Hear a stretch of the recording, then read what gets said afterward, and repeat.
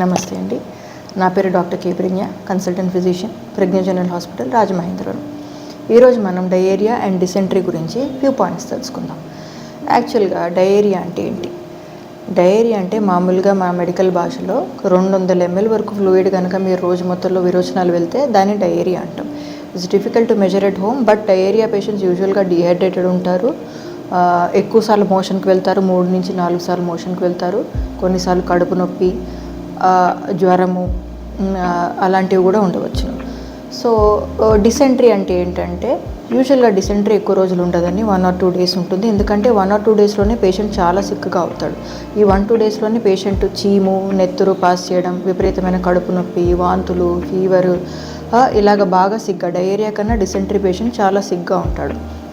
యూజువల్గా డయేరియాకి చాలా కారణాలు ఉంటాయండి. కొన్ని ఇన్ఫెక్షన్ల వల్ల అయి ఉండొచ్చు, కొన్ని మెడిసిన్ ఓవర్ యూజ్ వల్ల అయి ఉండొచ్చు, కొన్ని non infectious causes chronic diarrhoea అయి ఉండొచ్చు. బట్ డిసెంట్రీ మాత్రం మోస్ట్లీ ఇన్ఫెక్షన్ల వల్లే ఉంటుందండి. ఇప్పుడు వర్షాకాలంలో డిసెంట్రీ కామన్గా ఉంటుంది.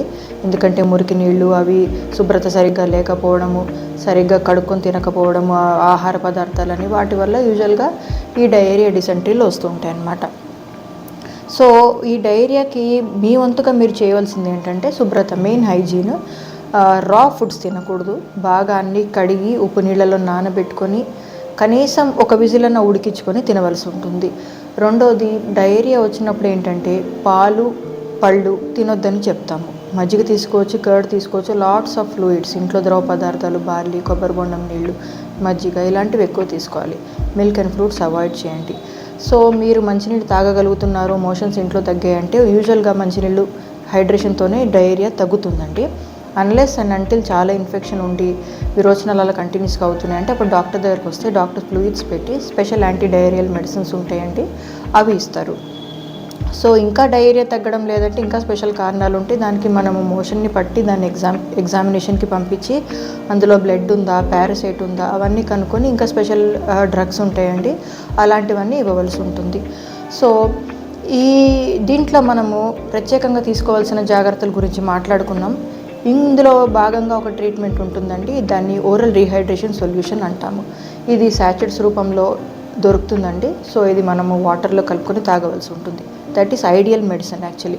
కానీ దీంట్లో చాలా మటుకు పేషెంట్స్ పొరపాటు పడేది ఏంటంటే ఓఆర్ఎస్కి ఓఆర్ఎస్ఎల్కి తేడా ఉందండి. ఈ ఓఆర్ఎస్ అన్నది మనము డయేరియాలో డిసెంట్రీలో తాగవలసి ఉంటుంది. ఓఆర్ఎస్ఎల్ అన్నది మాత్రం ఎట్టి పరిస్థితుల్లో కూడా డయేరియాలో తాగకూడదు.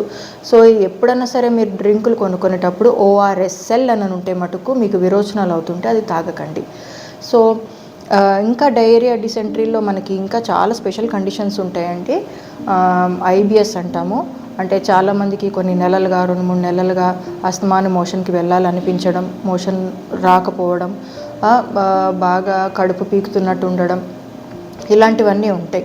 సో ఈ స్పెషల్ కండిషన్స్. సో మీరు ఎప్పుడన్నా మీరు ఇలా విరోచనాలు తగ్గట్లేదు, ఇబ్బంది పడుతున్నారంటే మటుకు సొంత వైద్యం మానేసి మీ ఫిజిషియన్కి కన్సల్ట్ చేయండి. Thank you.